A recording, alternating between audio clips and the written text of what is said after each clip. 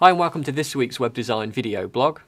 Today we're going to show you the best way to add JavaScript and CSS files to your WordPress theme using WP enqueue.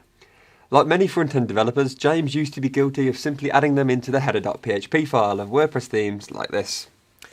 Hey, it's quick, simple and it works, but it's not best practice as it does have several side effects. For example, most WordPress sites will use plugins, and many plugins use and load jQuery, so chances are you could be loading the same script twice, which isn't great for load speed. You might also be unnecessarily forcing these hard-coded scripts and style sheets to run on parts of the site that don't need them. So to do it properly and to take advantage of the built-in stable library within WordPress, you need to register and enqueue your scripts via your theme's functions file, and it looks a little like this. There's quite a few posts out there about WP enqueue along with the WordPress codex pages. But in the tutorial now, I'm going to show you how my colleagues and I enqueue scripts by creating our own mini plugin. Let's take a look. As an example then, let's install BX Slider on a dummy WordPress site, for example. I'm working out of 2012. I've downloaded the latest version of BX Slider and I've added it into the theme folder 2012 that I'm currently working out of.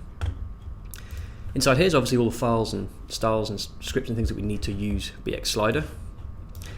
And the easy tempting thing to do is just to open up our theme's header.php file and hard code them in, like we mentioned, either side of WP head. Instead, what we want to do with enqueue is add them inside WP head so we can control them from within there. All you need to do is head over to your theme's functions.php file, head down to the bottom and start by registering a unique function. Call it anything you like as long as it doesn't clash with WordPress. I've just called mine James adds to the head.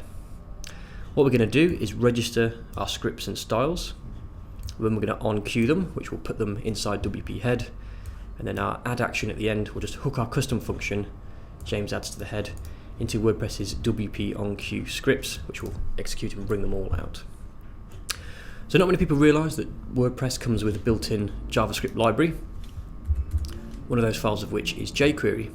So WordPress comes with the latest version of jQuery, the latest stable version as standard, and you probably don't realise, but each time you upgrade WordPress, it actually downloads the latest stable version and keeps it up to date, which is really useful. So unlike our BX Slider scripts that we're using here and here, WordPress already knows that jQuery exists within its library, so you just have to enqueue it. You don't have to register it as well. So if you need to use jQuery, best way to do it is to enqueue it through this function like so. And that will add it into WP head for you. As long as you're doing it just from here, it will only add it once. So with BX Slider then, we have two JavaScript files to run, one style sheet.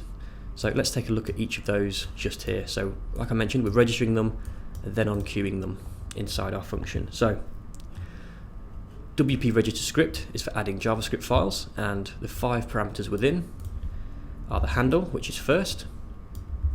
Call this anything you like. I've just called mine add-bx-js.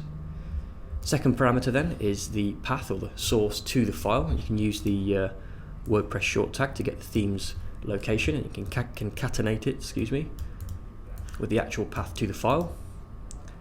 Now the third parameter is quite useful. This is dependency. So if you have BX Slider that requires or is dependent on jQuery, you can actually specify that inside an array, and it will make sure that jQuery is running. So we don't actually have to use WP enqueue jQuery, which is really helpful and nice and clean. Now you could just about see this blank one here. The fourth parameter is version, so you could put a version number here for the version of the JavaScript file that you were using, for example, or just leave it blank. And then the last parameter is in footer. That's set to false by default, but if you specify it to true, like I have just here, it will add your JavaScript file to the footer of the website as opposed to the header, which can be helpful for organising your loading of the page. Then exactly the same thing for the second one. You notice here inside version, parameter 4, I've just put null. That gets rid of any versioning numbering after your JavaScript file, which is really helpful. Then we move on then to WP register style. So unlike script, style's pretty much exactly the same, except for the fifth parameter just here isn't in footer, it's actually media, so you can specify all, screen, handheld, print, etc. So both fairly the same. Then you enqueue them, so enqueue script, enqueue style, and that will add them in to the hook. So if we head over then to our example site, you'll see that after doing that we have BX Slider working perfectly on the page. If I view the source, you'll see that we have our BX Slider JavaScript file there in the head. Sorry, that's our style sheet. There's our second of our custom JavaScript files, and you'll see the one down here in the footer, just here. That's the one that we added to the footer, the actual BX Slider JavaScript file. So that's all working perfectly. Now, we did mention that's the first part. We recommend adding your enqueue function to a plugin. Now, the advantage of adding it to a plugin is that if, like me for example, in this example, you're working out of 2012 and you upgrade WordPress, upgrade your theme, you could wipe out the functions.php file if you haven't renamed your theme correctly. So this is one extra level of security. And also it's a lot more organized, really nice tidy way of organizing your files. So to do this, simply go into your plugins folder, like I am just here, add a folder and just give it a unique name. I've called mine James's-Scripts. And then inside, just make sure that you make a PHP file with the exact same name as the folder. Here's that file just here. Now the code just here is exactly the same as on the functions file. The only difference is I've added the PHP comments to actually register our plugin. Okay, this is available to copy and paste from the post, but you need to add your plugin's name, the plugin URL, the description, version, author URL, and a little license. Do that, and you've essentially made your first plugin.